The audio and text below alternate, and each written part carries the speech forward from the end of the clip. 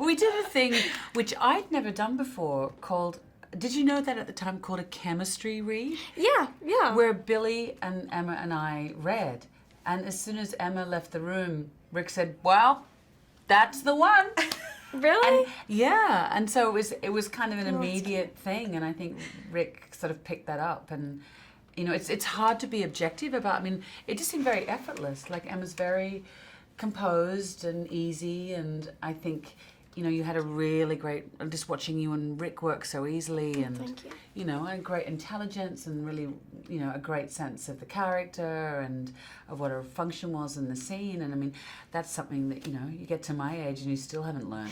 So it was great. It was Yeah, the chemistry read was fun because I felt like we were more. I felt like I had to be less of an actor, and it was nice because most of it was a conversation, and we just got to sit around and talk for a while. And Rick was quiet, which he was just observing things, and I don't know. It was a great experience to be able to just sit and talk, build a relationship before jumping into a scene where I had to pretend you were my mother, with a stranger. And so it was good. It was very easy to slip in a character. It was never. I think that there was always a good connection, just because I feel like Cate is very much Bernadette. I feel like I remember that you would walk into rehearsal, or we'd watch you, because the apartment had windows, and Rick would be like, well, there she is, it's Bernadette. And so it was kind of creepy. And there was, it was a very, like you said, it was just kind of an effortless connection, I guess. I think that B is really the only person who's on Bernadette's wavelength. And I think that's because she's a chip off the block, She is very much like Bernadette. She gets some of her sane qualities from Elgin, but I think that, that's her mom, and that's her heart. And I think that she's the only person who, throughout everything that Bernadette goes through never questions her. And I think that's just a loyalty that B has towards not just her mother, but people that she loves in general, but specifically Bernadette. Cate, do you feel the same way? Yeah, I mean, I think children, I have 4 of them.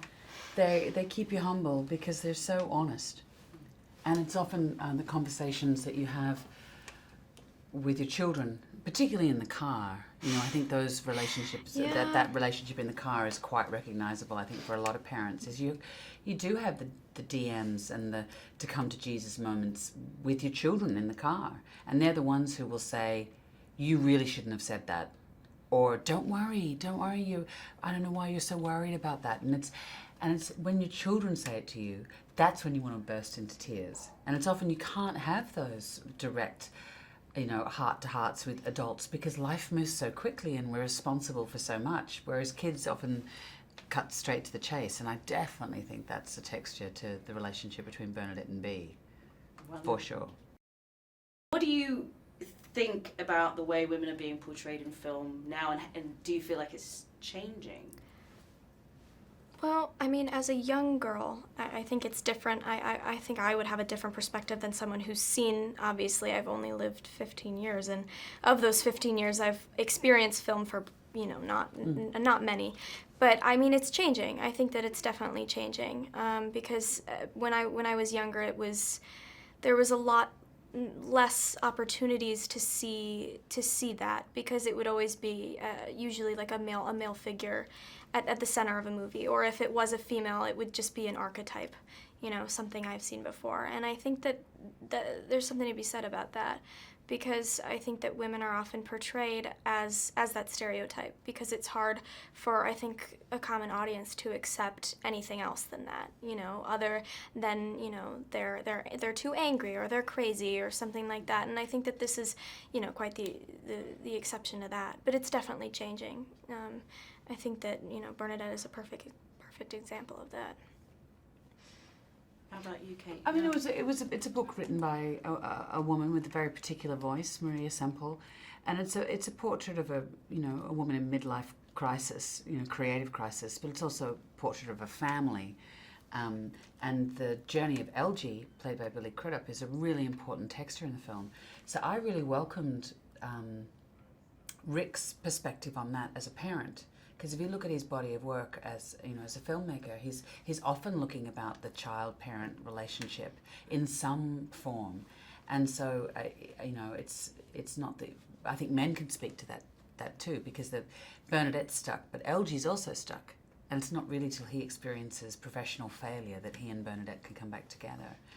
But I think that there's that these films have been made for a long time. These voices have been out there for a long time. I just think that they're being talked about in a more positive way by the media, frankly. Which is great because they have a chance to move into the center of the mainstream rather than being seen as a niche experience. So it doesn't feel like the terrain is new, but I feel like that the audience is being allowed to receive these in a broader way than perhaps they were 10 years ago.